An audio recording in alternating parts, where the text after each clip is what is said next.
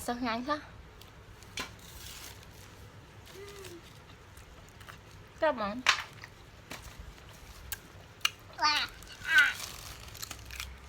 Ba. Nhanh sao bạn?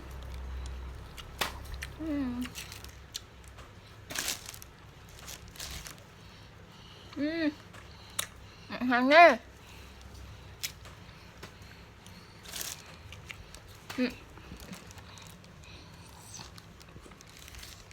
Ngắm.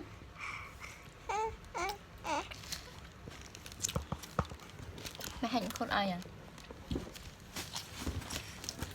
Con prap ý. Con prap ý thay nhầm khốt. Đi mà vinh khinh bạn mà không chạp ai.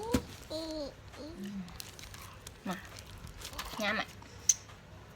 Chụp mà dục ăn đi. Khọt thó mẹ.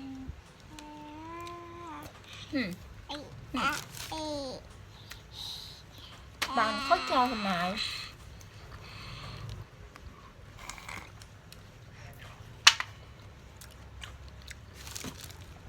Con mami nhờ tờ đến má một khột màu. Tôi nhắm ăn nhắm chui nhắm đấy.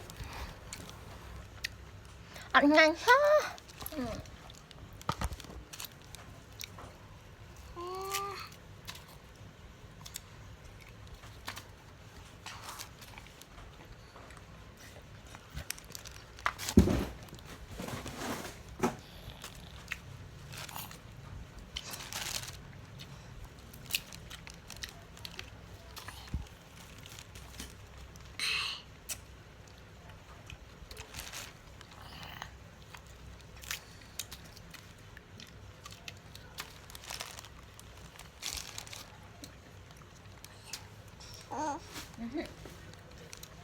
Nè.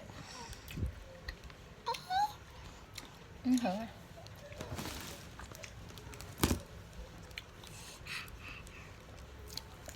Còn anh nhà mà tôi bà này cọp tôi anh này.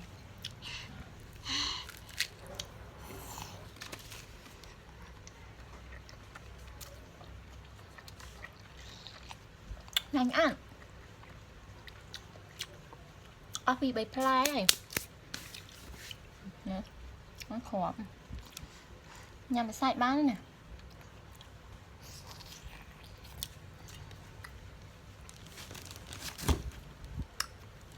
Nè đây nhằm một khốt bán nữa nè mày. Ất chết nhằm sơ má ấy đuôi y kê chẳng. Nhằm tên một khốt tê. Sơ má ất chết nhằm ấy. Nè nhằm tiết á. Tiết ấp. Chà đây nhằm. Tham. Cọp.